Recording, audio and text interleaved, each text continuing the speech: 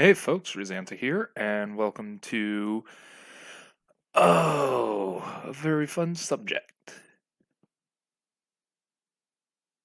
Dead silence, right? Yeah. No, jokes aside, even though dead silence does happen in my head, we'll be working with a project, or as I like to call it, and to make sure that A, you get to know what goes on in another author's head, how they map their characters, how they flesh them out, how they make up the scenarios and all that, how they use their characters, etc., etc.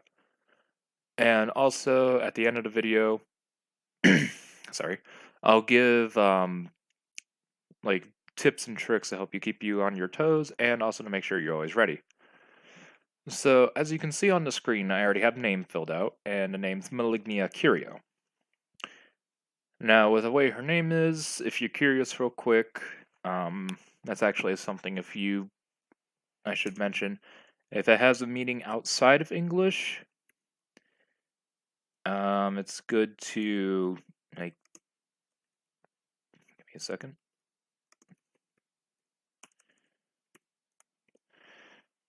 Now, the reason why I put this little doodad here is basically saying because both of these are Skelvosian names, like Skelvosian language as well. So essentially, Malignia is evergreen, and the last name Curio is always thorn. So essentially, if her name was English translated, it'd be Evergreen Thorn. And I don't know about you guys, but I don't think you want to go around and be like, "Hey, Evergreen! Evergreen! Are you Evergreen?" Anyway, continuing on. Um, the age is always important, in my opinion, but sometimes it's useful not to have an age. And that'll be later discussed in the tips and tricks. But essentially, she, as of right now, as in basically quote unquote, at the time of me using this, not 9, 8. Now, if you're one of those people that are technical about this, you can technically just go like that. Though I don't know about you, but SAP does that enough. Anyway, references aside, now your next one up, if you're a fantasy writer like I am, sometimes you might need that's not bold, a race section. Which is essentially like, is it human? Is it dragon? Is it a wyvern? Is it a djinn? Is it Kentucky Fried Chicken coming out of the bucket? I don't know. But essentially, she is. That's not 2/3. How do I put this? Because her bloodline is actually, I'll go mixed just to put that in parentheses, and I'll get to why here in a moment. She is a part of the spelling's gonna be annoying. She's part Earth Dragon. I'll just go bland for now, and I'll get to why here in a moment. And she's human. Now I'm gonna put this in brackets. She's 2/3 dragon, 1/3 human, and I'll get to that also in a moment. Now, if you're one of those picky people and you like to sit there and go all out, sometimes it's fun too, sometimes it's not really needed, but I do a lot. Her eye color is an emerald green. Now, why did I stop for a moment and think green? Well, here's the thing. Let's just say I left that out for a moment. Essentially, what's going on is now it's like emerald. Are her eyes the gem? Are her eyes actual emerald green? Or is it like how emerald is? Emerald has multiple different shades. That's where description comes into play later. But for now, we'll just undo that's underline. We'll undo that is cut. Control Z. Google, why you do this? Anyway, next one up is basic bio notes, her height, and weight. Now, considering she's 2/3 dragon, 1/3 human, I'll be getting to the next part here in a moment, but is your character able to go between forms, technically speaking? If yes, it might be good to put both heights and both weights. If no, you only need one, obviously. So here, Malignia, dragon form first. I'm going to put this in parentheses because that's her base. Dragon form, she stands at a nice and beautiful 4 feet. And you ready for this? 3 inches. Whoops, 3 inches. Now, real quick, I don't know how many of you are English writers, like US-ish, but I'll put this in brackets. This is feet, and this is inches. Now, why am I doing this? Because, why did I... Feet... Anyway, as it goes around and all that, and the way everything's set up, some people aren't used to the empirical system, some people aren't used to the universal system. And I mean, I normally write with the universal system depending on how I want to go, and that's when it comes to conversions. And I'll get to that at the end of the video. Now, when she's human, and I'll get to the whole height thing, like demographics here in a moment, and why human is in parentheses, I can't speak. She stands about 5 feet. I should put the Attili here. I think that's what it's called. She stands roughly 5 feet. Now, there's a reason why this isn't direct, and I'll get to that here in a moment. But first, we got weight. And now you'll notice I left like this setup. Now, if we go back here and put a semicolon for continuation, her weight is roughly, as a dragon, 146 pounds, or in this case, ilbs. And we'll be converting all this to metric here in a while, after we're done with the video, of course. Now, as a human, semicolon again, after I put this in feet, the semicolon, she's still the same weight. No mass is lost between transformation. And I'll get to what I mean here in a little bit. I am sorry. There's a lot of blahs. All in the fun of making a video, eh, guys? Anyway, the next tag you want to go for, this is all your choice. I normally go in this order before I go in terms... That's not bold. Sex, and I don't mean the whole, hey, let's get together and bang. No. Sex is... Some people are perverted about it. Some people aren't. Some people will get too strict and it always has to be sex.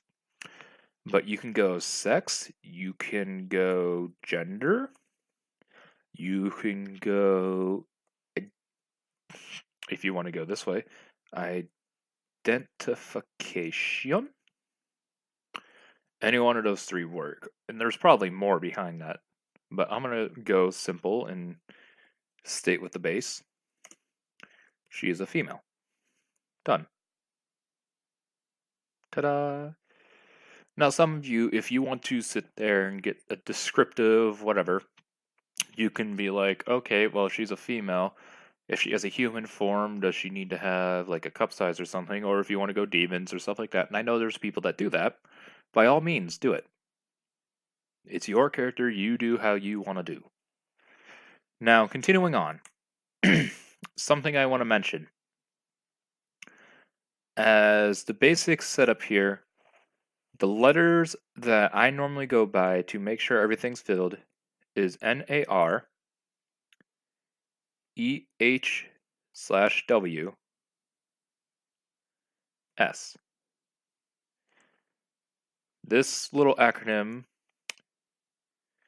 NARA worksheet. Why do I say NARA? Well, I mean, that's what it looks like it'd be pronounced. But no, this is basically an acronym to help me make sure that I know that, oh, hey, height and weight are together. If you really need to, you can sit there and put parentheses around these to make sure they stay together. And also to make sure that you know all of your letters here. Now, this acronym's like, this is how I was taught when I was in high school, actually, to keep with this acronym instead of being like, oh, hey, gender or identification, because the WI doesn't mean anything. WG, just what? And WS, you can relate to worksheet, etc.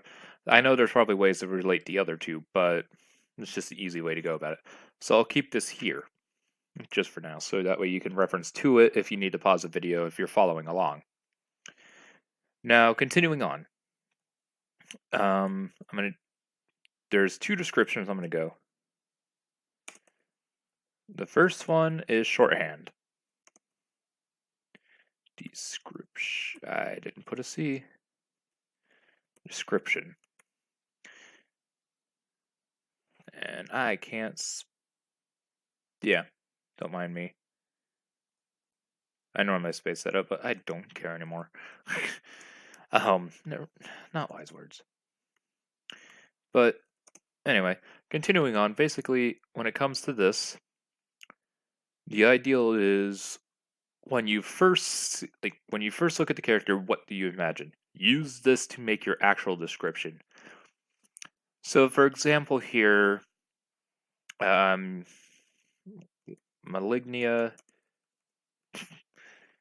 is a short yet stocky. I think I used the wrong stock.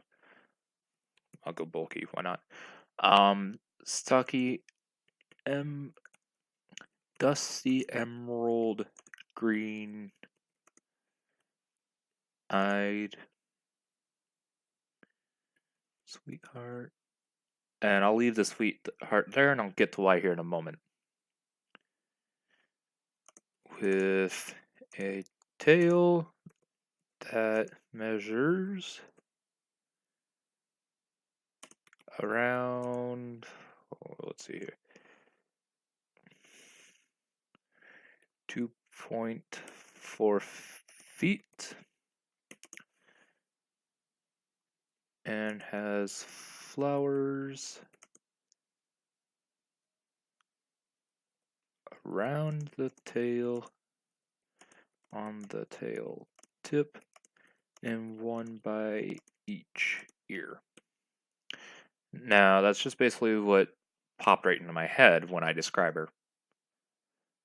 Shorthand description, it's not going to be that flashy description thing that's like, hey, it's here. But it's just there to help you make your main description after you're done. So we'll leave that shorthand description. I'm going to put description here, but I'm not going to touch it yet. I'm actually going to go back up here and keep these two descriptions here, and again with another acronym, SDD.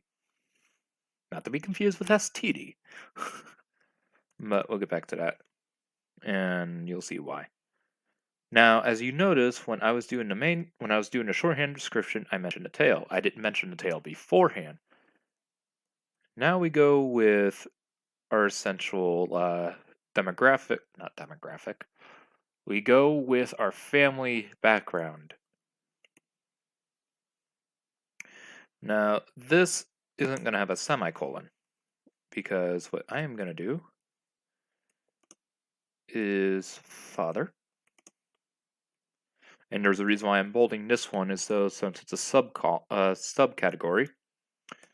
Her father is Wayne Kurriro. And then her mother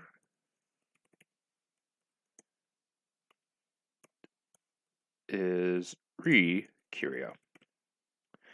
Now, if you want to get technical, you can put races here. And it's however really, again, how you want to do it. So it's your choice. I normally do it just so I can keep track of stuff, but of course, it's, again, I know I'm going to repeat it a lot, but it's however you want to do it. Now, this description is going to cover the entire page after you're done. Why isn't it down at the bottom? Well, you want the shorthand description in view while you start. And there's a reason why I say while you start. But anyway, we'll hit enter twice to get out of that. Now we're going to go to one other thing, our likes, which essentially is what does a character like? Does she like pie? Does she like candy? Does she like killing? Really, anything under the graceful blue moon is technically allowed here. You'll see why I say technically, and that's on the way I do it instead of maybe how you might do it or how another author you see does it. Because I can tell you, everybody, like art, has their own style. Same goes for cooking, etc., etc. So, of course, her likes flowers. And that's obvious considering she has flowers by each year. Now, continuing on, you can list likes forever, but I normally only go 3, so that way you don't overflood yourself when you're writing. You can have a character develop a like in a story and use that like in a chronological arc or system or however you're going to run it. But just remember that you don't want to overflood yourself or the senses of your writer, fellow writers if you're writing with others, or with your readers, audience, however you want to call them. But flowers, she's an autumn kind of girl. Yeah. Spelling jokes aside, she loves, well, not loves, but she likes flowers, she likes autumn, and last but not least, maple syrup. Now, that's kind of out of place, but there's a theme to it that actually sticks. And themes might be helpful for you to remember what you need to remember. Now, going on with dislikes. And if you hear my keyboard in the background, I am sorry. But when it comes to dislikes, essentially your first one up is going to be, hey, do you want to have a reverse theme that she doesn't like? Decay, blood, etc., etc. Even though she doesn't care for those. It's essentially basically stating, oh, hey, do you want this, or do you want to make your character unique to yourself? Do you want it to be based off something you actually don't like? It all howls when you go. But Malignia here, she dislikes hunger. She absolutely despises winter. And, last but not least, spice. Yeah, I know, kind of thematic still. Anyway, the hunger part is basically she loves to eat. And without food, she hates being hungry. It goes hand in hand. Winter, obvious if she loves autumn, she has plants that actually grow through her because of her father. I'll get to that. And maple syrup because she loves sweet stuff, and maple syrup is the first food she actually ever had. Well, technically condiment, but still. Now we go to the last, which is banes and blessings. Now, why did I put them together with the bold? Well, banes and blessings together normally make up what is your character good at and what is your character bad at. For example, Malignia here, she, I'll just type this out. Clearly on one task and normally resolves to her instincts to solve her problems. However, and you don't have to, you could semicolon if you really want to. I just do period, however, because this doesn't have to be grammatically correct. This isn't what you're giving to your audience to be like, hey, this is my character. Can I write with it? This is how you keep your notes in check and however you want to do it. You don't need to technically follow your English notes as long as you can understand and put it into a calculated thing at the end. Whether you're a comic writer, whether you're a book publisher, whether you're writing a prose, a story, a poem, anything. Continuing on though, however, she's naturally sweet and kind-hearted, allowing most into how do I say this without sounding weird? See, this is the other thing. When you listen to another author think too, sometimes it kind of gets like drawn out or kind of boring. But I mean, at the same time, when it comes to the author, it's fun to know what another author thinks. You don't get that much of a treat. So, continuing on, allowing most into her private life. Easiest way I can think about that. Now, it seems pretty short, right? And we still haven't gotten to the description. There is one other section, technically two if you split them up, that we need to still go over. What is it, you might ask? Well, some of you might like going, oh, hey, birthmark. Some of you might like going, birth dates. What I like to do in this technical category is simply extra info. Easiest way to do it. So, as you notice, I mentioned tail length up in the shorthand description. Has a tail in human form.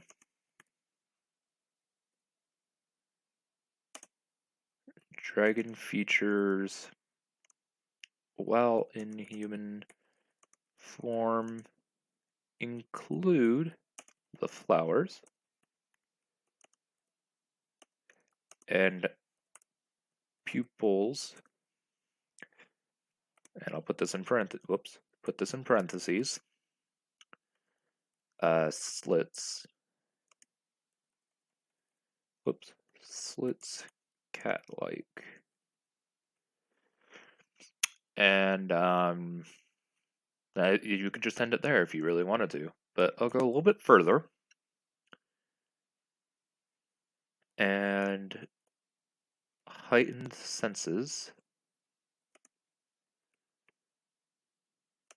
for the lack of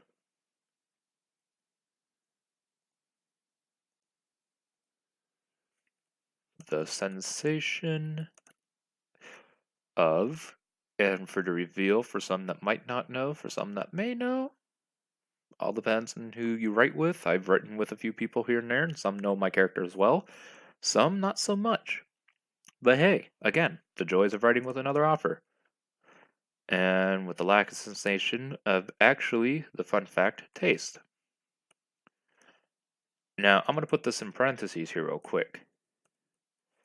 The lack of taste only goes so far as to tell if something is sweet, salty, or spicy. She cannot differ if something tastes different from chicken to pork, but can tell the difference in fruits, flowers, candy, and steak.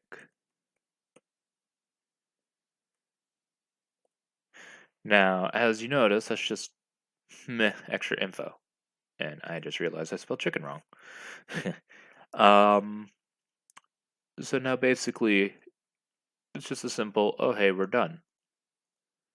But if you notice, if you want to categorize technically where each of these are, just put in parentheses biology, which will be up here. Then your description, vision, touch, and what's technically in Malignia's case, smell. This all right here is technically demographics if you want to be that way. It's your choice. And you can keep going if you want. Now, one other thing that I am going to add when it comes to up here, and you'll notice I'm not going to change this, but I'm going to leave this here, is I'm going to go down to after sex. I am merely going to go diet, not SCP Unity download. I wanted to play that game, and I'm just now starting to get ready to get into that, so that might be a video you guys get to see soon.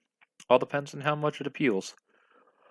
Continuing on, though, I'm not going to get over that. That was funny. Her diet includes steak, and now technically, you can just go in whatever order you want, or you can go on a food that's most preferred to the most least preferred.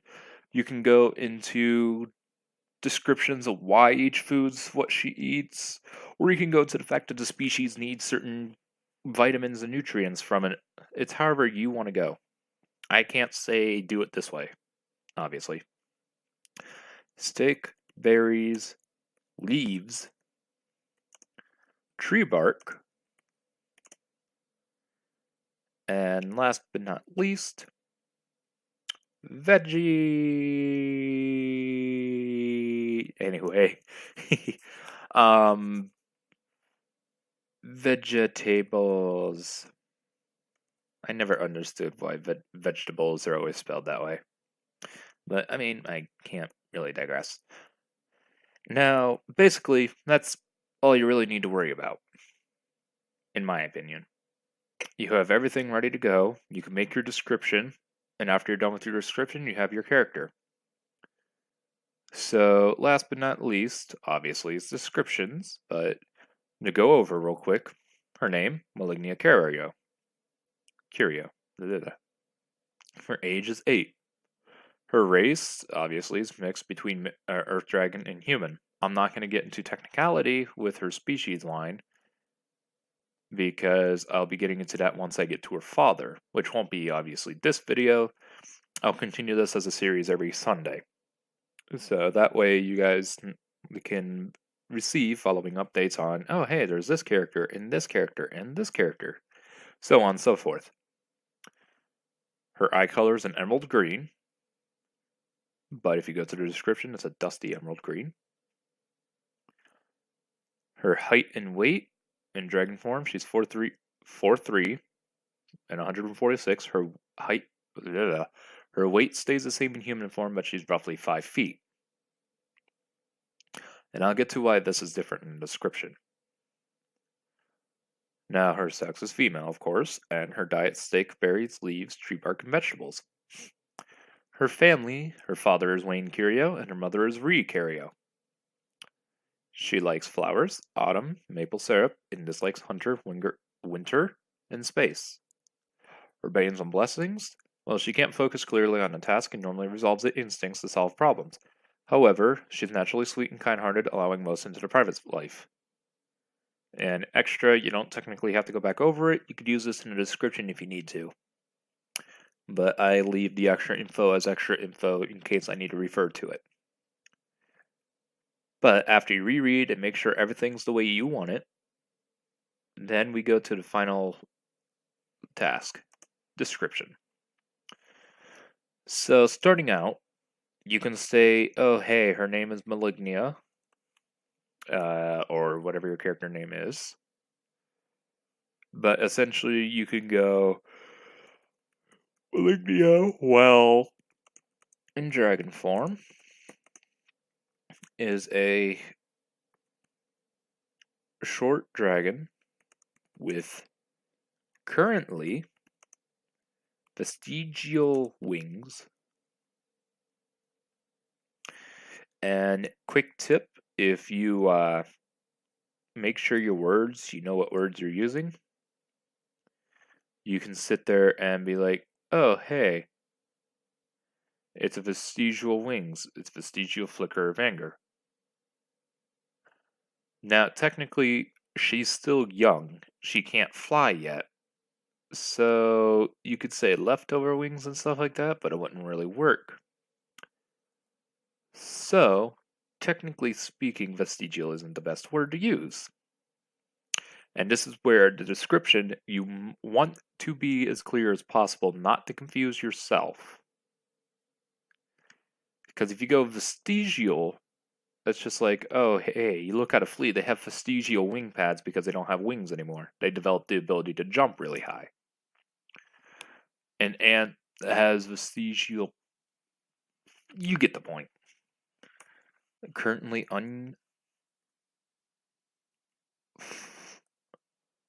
with current wings that are unable to perform flight. And if you want to be, and is bottom heavy. Now, what do I mean by that? Well, basically, you know how a kangaroo is. When I came up with how she would look as a dragon, a kangaroo's body structure is essentially Malignia's body structure, with, of course, wings and the extra bulk, but that's besides the point. Her being still young, of course, that's going to change over time because you don't want your characters to be like, I'm going to be young forever, unless they're cursed or something. Continuing on, though. Her dusty green eyes, or technically, emerald green eyes, are capable, and this is where you get descriptive of her sight, but in easy senses, you don't want to overload yourself still. So basically, capable of seeing through tall grasses and rarely need. I should technically not go rarely needs to blink, but Malignia rarely needs to blink as her eyes have a thin layer of fluid to keep them moist. Muzzet. Moist. So essentially, she doesn't have to blink much. Now, if something gets into her eye, of course, she still has to blink, but that's besides the point. Her nose, guided in space, her nose can pick up 1 out of, what was it, 100. And this is where you can go out of the measurement for disbursement of blood and water. You can go shark routes. You can do however. She could pick up 1 out of every 100 miles worth of trees in a desolate area. And now desolate just means void of life. That's easiest way to put it. And again, to make sure you're using your right words, just look it up. So it's empty or bare. Now continuing on. The flowers on her body, primarily her tail and head, release a sickly sweet smell. Well, Malignia is happy, sad, or if she's angered. Now, why would this be a sickly sweet smell when angered or sad? Well, this is like a conveyance of other mixed species like her. Is she going to be there as in, oh, hey, I'm sad, come cheer me up? Or is it, oh, hey, I'm angered, leave me alone? It's like a defense mechanism, so to speak. All species have one, and this is how you can relate back to real life. Like when you touch a shield bug, or in other words, a stink bug. If you keep pestering them and all that, or if you make them feel threatened, they release that smell that makes you want to let go of them and they fly away. This is essentially the same as why do male peacocks have those giant tails? It's for the male to be more noticeable so that way if a predator comes, the male can sacrifice himself in case the predator does kill something, and the female and the rest of his bloodline still stays unharmed. That's essentially where it comes. So you always want to try to relate back to real life a bit, in my opinion, but you don't need to as long as you know what you're doing. The world is yours to craft. The flowers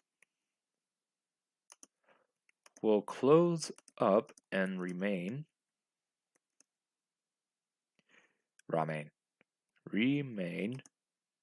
as buds while hunting,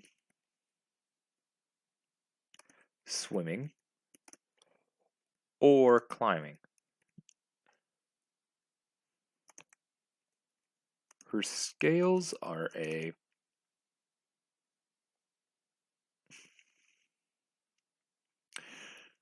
bark brown, allowing her to camouflage at long distances of sight. Now, why do I say long? Also, I can't spell camouflage to save my life. Basically, if you're right up against her or you look up at a close angle, you can see the flowers, open or closed. But if you look from far away, she's just gonna look like, oh hey, there's flowers growing on the tree. Okay. Either way. There's vines that have flowers, and it's still relatable. Continuing on though. You can technically end here, your choice. But I am going to add one extra detail, which is not but. Her tail is thick throughout most of its length, tapering after quarters of the way. I did not mean to clear formatting, but it doesn't matter. There is no format. Beat you, Google. Anyway, basically, like most dragons, the tail will stick right on the body. Hers goes throughout most, 3/4 of the way it tapers to the point. And you can put in the parentheses, this is to allow the flowers. Whoa, what? Okay then. That was weird. This is to allow the flowers to receive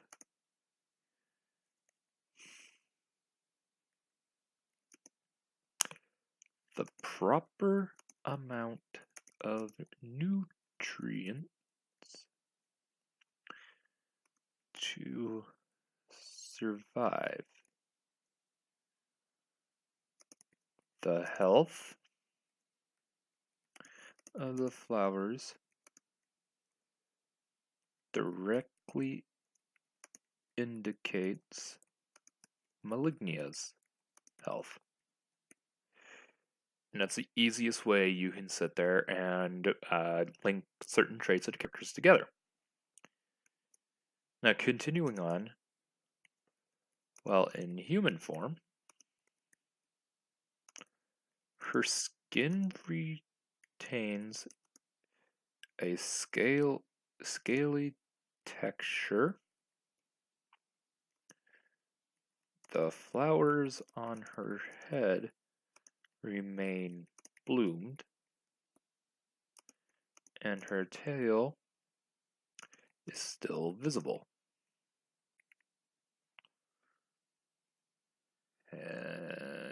English. Anyway, sometimes I don't like English, sometimes I do. Continuing on, the rest of her body is human-like, excluding her eyes, which again were already stated.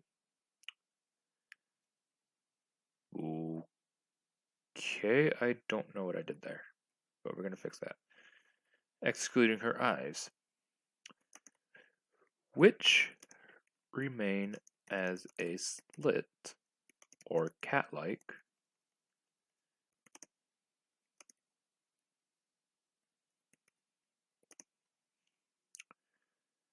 And real quick, somebody taught me this, and I gotta thank Supersonic for it, which is actually one of the people I've read from recently. If you want to see that, it's in my channel. It's the writing and art community project that I'm doing. That's essentially reading other people's works or viewing other people's works and giving my opinions and all that. I describe more in that video. It's better if you just watch it. It's good. I love reading other people's works. The project is to basically have fun. Continuing on though, basically to get this like you would in Word and all that, all you have to do is essentially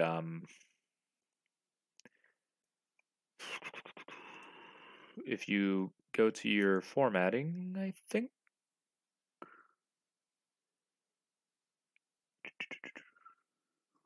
Looking for it.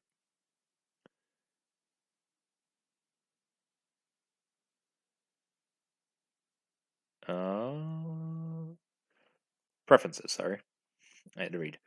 You just go into your preferences and fix what you need. Now, if you notice some of these are like simple mistakes that you don't catch yourself and you're just hurrying yourself and you switch a couple letters. And like this, I was writing with somebody about Pokemon. I don't know why it fixed itself like that, but Ave, have, whatever. But you could just go through a lot of stuff. If you notice, there's a lot that are kind of like, why do you do this? This one down here is just weird. Wandeed. Anyway, that's essentially all you need to do that. And still retain their content of moisture. Man, I feel like people who can't type. I make more errors than a pizza delivery guy when he can't find a road. Oh boy. Continuing on, however, she loved to wear short blouses and normally a white shirt. And I'm going to put in parentheses, regardless of sleeve length.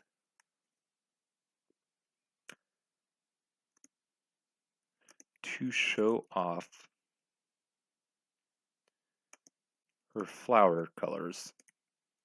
Flowers, colors. Now, you'll notice that, hey, the description's starting to get big. Don't you think that you might want to break it down? When it comes to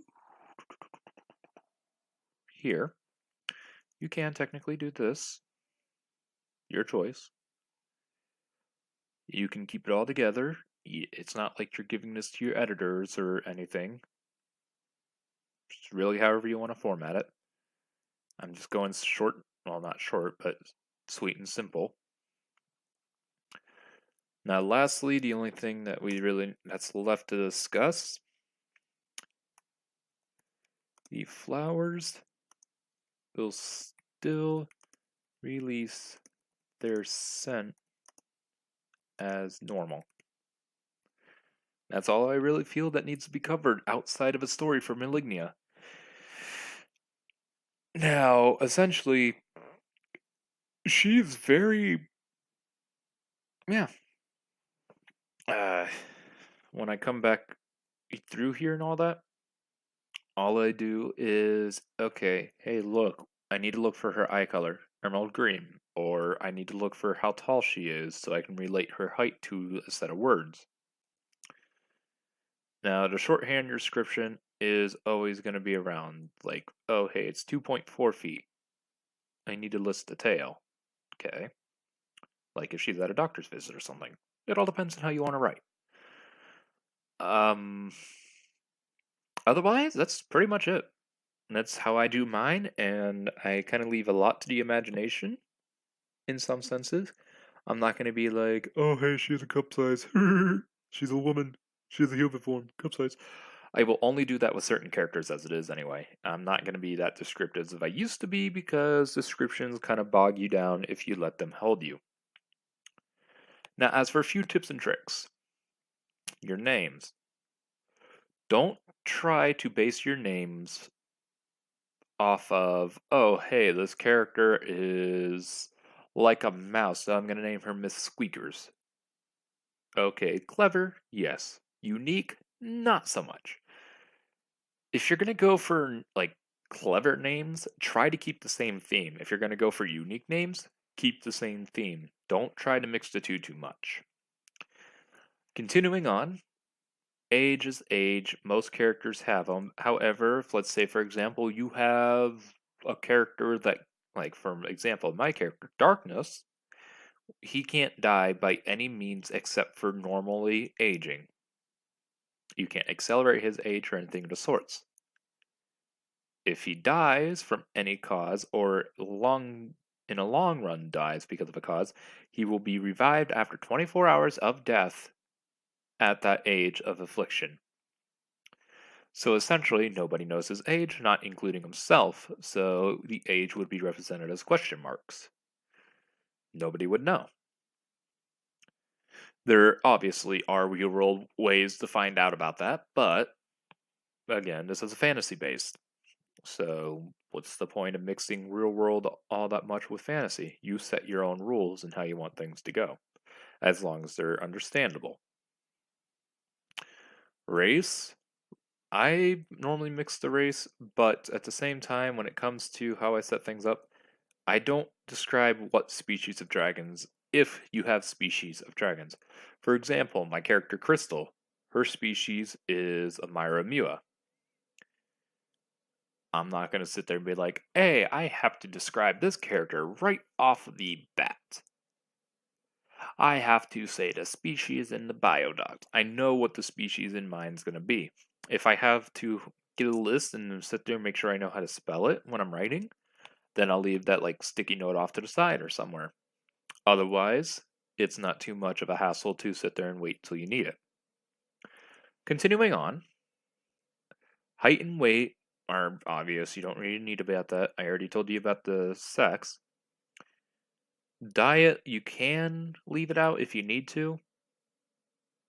It adds some flavor to the character. Be like, oh, I relate to this character that I like steak or something, or I eat a lot of steak. The shorthand descriptions, again, like I said earlier, you always want to sit there and make sure that you have a shorthand description, in my opinion, to make sure that you cover up certain facts that you want to sit there and make sure of, or if you want to touch upon, especially in a story. Your main description is essentially describing her as what you see. For vision, touch, and smell, do not worry about the other two senses. Why? Because you don't want to restrict how the audience thinks, how they hear the character speak, unless there is a particular voice you are going for the character. Because I know how I want my characters to speak. But for example, somebody might see her speaking as a squeaky young kid that's annoying, especially in dragon form. Your choice. Continuing on, family, you can leave this out if you really need to. Likes and dislikes are good to have, so you can refer back if you need to make some sort of short story with them or something.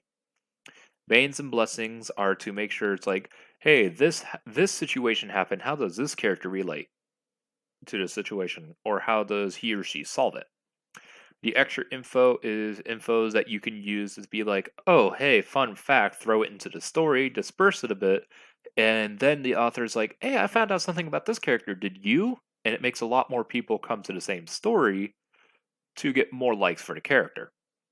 And then eventually it's like, hey, I'm going to go more and read more about this one character or read more from this author and wait for this character to make another appearance. It's a good way to catch your audience, in my opinion. Um, as for a few tips, something I want to mention is always keep what needs to be short and concise, short and concise. Don't flood yourself. If you do, you're screwed, in my opinion. Continuing on, if you want to sit there and, hey, I have this character, let me sit there and write to the world about it. Don't go in empty handed. Like they always say, don't bring a pencil to a gunfight. You're not going to be able to draw yourself a shield in time by the time that bullet hits you. Metaphorically speaking, that's if you go in, you write sloppy about this character, and you're writing down the character's demographics in the middle of the story, you're going to sit there and lose a lot of your audience because they're going to think it's kind of boring. You can sit there and be like, oh, hey, this character's age is this, or something like that, like the Great Gatsby. Because, like, for example, it's cleverly said, but in the Great Gatsby, one of the lines is, I was in the, oh, if I can remember, he was basically in his mid-30s, the main character of the story, or MC. So that's essentially a good way to say, hey, I'm this, but then it's going to go with the rest of the story to actually sit there and prove a point or continue to plot. That's when it's alright to put your demographics. Slowly but surely. Don't bog your readers. Another thing, make your characters unique. You don't see many people that's like, oh, hey, slits for pupils. What? Oh, hey, lack of taste? Why? It hooks your readers in if you have original characters. I could sit there and be like, hey, Toriel with my character. I'm going to use her. But of course, Toby Fox owns Toriel, technically speaking, in terms of Undertale. So I can't just sit there and be like, I'm going to make a character that's almost exactly like Toriel. It's not going to be original. You're going to be seen as a ripoff, and even though a lot of people might like Undertale fanfics that way, it's, to me, not going to work in the long run.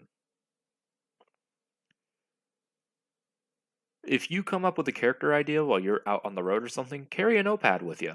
Write it down on a piece of tissue paper if you have to. Just make sure you remember the idea, come back, and set up the character. Simple as that. And be like, oh, hey, there's these few facts. Can I make this a character? Go ahead. If you want to make a character out of a real life person you just saw on TV, make a character somewhat like them. It's all dependent on how you want to run it.